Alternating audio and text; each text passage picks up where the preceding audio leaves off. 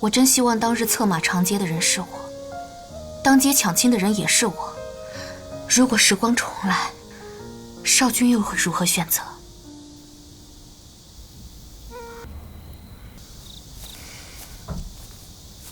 来，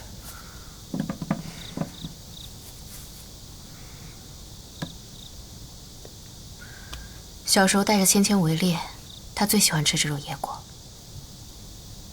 他现在还喜欢吃吗？谁知道呢？他对什么都不太长情。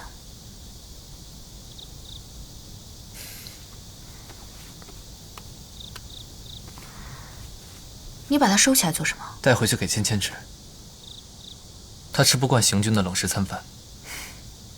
早知少君这样神勇俊朗又痴情专一，当初就不该把你让给芊芊。二郡主何出此言？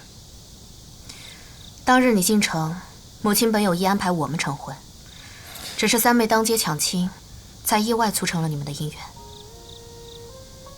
还真是命运弄人呢。如果再给我一次机会，我真希望当日策马长街的人是我，当街抢亲的人也是我。如果时光重来，少君又会如何选择？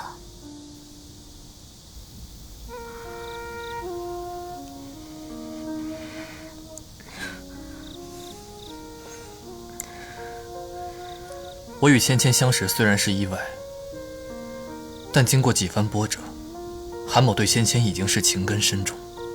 若还有第二次机会，韩某依然会选择那个心思单纯、耿直善良的三公主。凭借二郡主的一身才华，日后定当有所作为。韩某祝愿二郡主满腹不惊。果然如此。整个花园城的人都知道你喜欢陈芊芊，但她却总是不懂的样子。芊芊她心思单纯，她心里是有我的。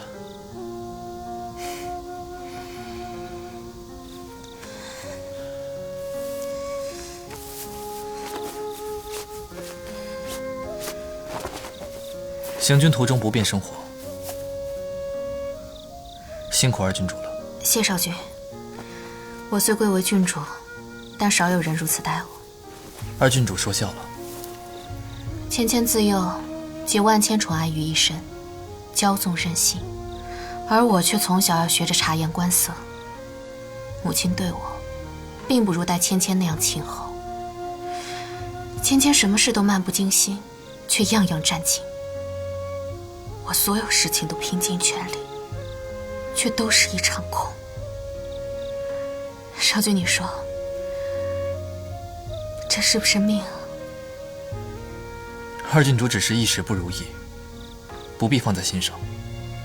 二郡主定会守得云开，见月明。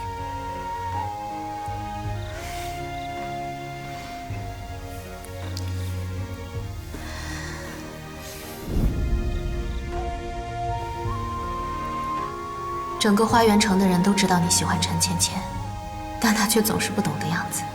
芊芊她心思单纯，心里自然是有我的。芊芊她真的不懂我吗？